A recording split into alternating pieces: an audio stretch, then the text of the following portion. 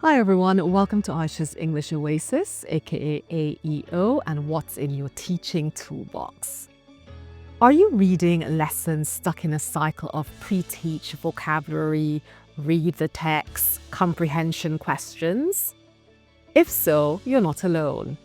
But what if there was a way to make reading lessons more meaningful, engaging, and research-based? Today, I'm going to show you how to use Tomlinson's text-driven reading framework to design lessons your students will love and actually remember. This framework, developed by Brian Tomlinson, is all about putting meaning before form. Instead of treating a text as a tool for teaching grammar or vocabulary, it helps learners connect with the text on an emotional, personal, and creative level. It's also backed by research from Kolb, Tomlinson, and Masuhara, who remind us that apprehension, that first emotional, holistic response to a text, should come before comprehension and analysis. This is a big shift from the traditional approach. Instead of the teacher explaining the text, students answering comprehension questions, and finally a quick language focus, we move towards students connecting with the text personally, exploring multiple interpretations, and only later noticing how language works in context. The result? Well, more motivation, deeper processing, and more authentic language learning. Okay, let's dive into the heart of Tomlinson's text-driven reading framework. There are 6 stages, and each one has a clear purpose, practical activities, and principles behind it. Let's break them down. Stage 1, readiness activities. In this stage, don't show the students the text yet. The purpose of this stage is to prepare learners emotionally and cognitively before they even see the text. This builds curiosity and a personal connection. You can, for example, show a picture or play a sound related to the theme and ask students to imagine themselves in that situation. You can have them predict what kind of story they might encounter or share a personal experience connected to the theme. The principle is effective priming. By engaging their imagination and background knowledge, learners are ready to connect with the text on a deeper level.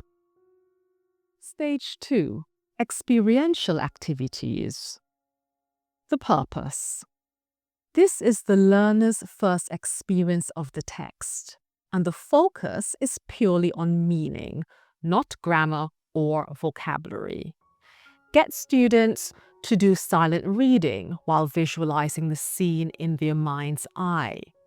Ask them to note down their first impressions or emotions without worrying about language details. The principle is apprehension before comprehension. Learners take in the whole text, forming an emotional and global understanding before analyzing it. Stage 3, intake-response activities. The purpose? Well, in this stage, students respond personally. What does this mean to me? They internalize the text, not just understand it. Get them to share about how the text connects to their lives. They can do something like journal writing and answer a question like, which part spoke to you most and why? The principle. This encourages deeper comprehension, negotiation of meaning, and ownership of learning. This stage is about student voice, not teacher explanation. Stage 4, Development Activity 1.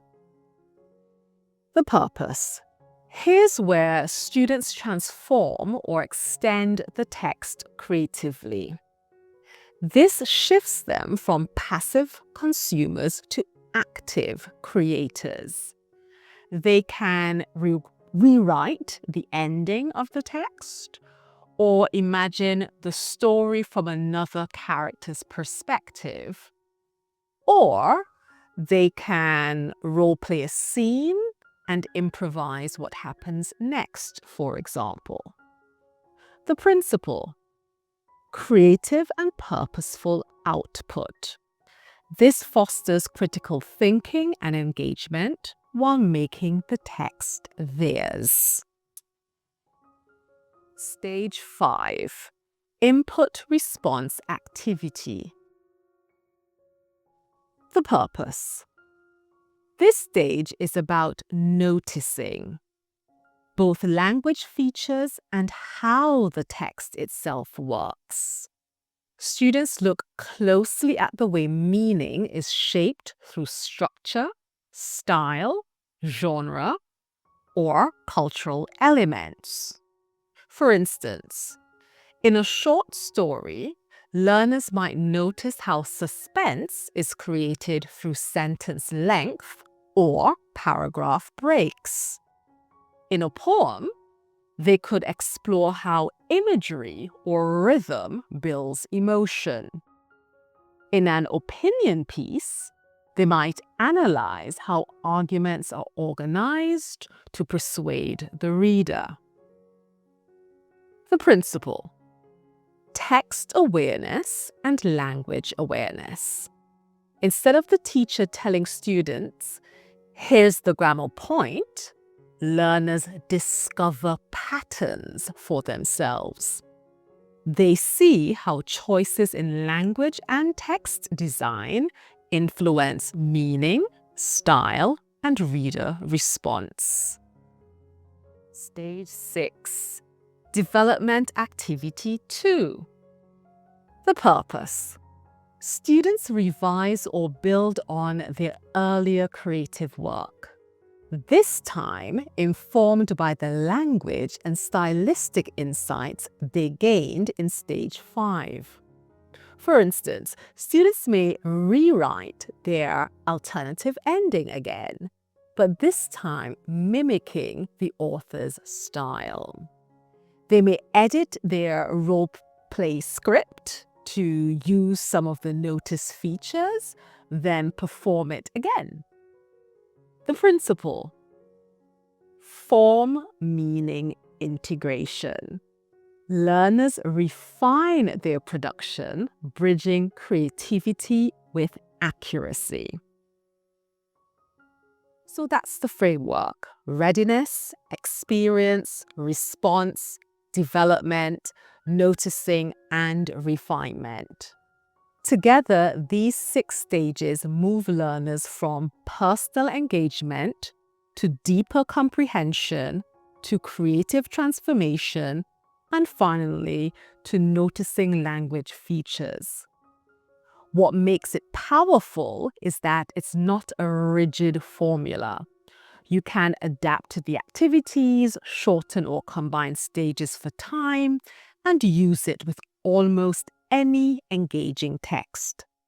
It blends input and output, meaning and form, reception and production, but always in a student-centered way. Remember that the flow, that is, meaning first, form later, is what makes it different from traditional comprehension question lessons. So, what kind of texts work best? Well, I'd go for authentic stories, poems, scenes from plays and film scripts, and opinion pieces that spark emotions and multiple interpretations, and any other rich texts that allow students to notice language naturally. I'd therefore avoid dry, purely factual texts or oversimplified readers. If you've got 90 minutes, the full 6-stage framework works perfectly. For shorter 60-minute lessons, you can combine stages or skip the second development task. For longer lessons, add peer review and extended input response or noticing activities. Take a few minutes to check out this lesson planning template and TDR lesson planning sheet. This framework asks us as teachers to undergo a mindset shift. We go from I explain the text to students discover the text, from correct grammar first to support meaning making first, from one right interpretation to multiple valid responses. That's what makes it learner-centered, engaging, and research-aligned. So, if you want to move beyond comprehension questions and help your students truly experience text, try out Tomlinson's text-driven framework. Start with the text your students can connect to, guide them through the 6 stages, and watch their confidence and creativity grow. If you found this useful, don't forget to like this video and subscribe to Ayesha's English Oasis, aka AEO, for more practical teaching frameworks. And share in the comments. What text would you love to try this approach with in your classroom? Thanks for watching What's in Your Teaching Toolbox? How to teach reading with Tomlinson's text-driven framework, EFL or ESOL, lesson planning. Happy lesson planning! Until next time.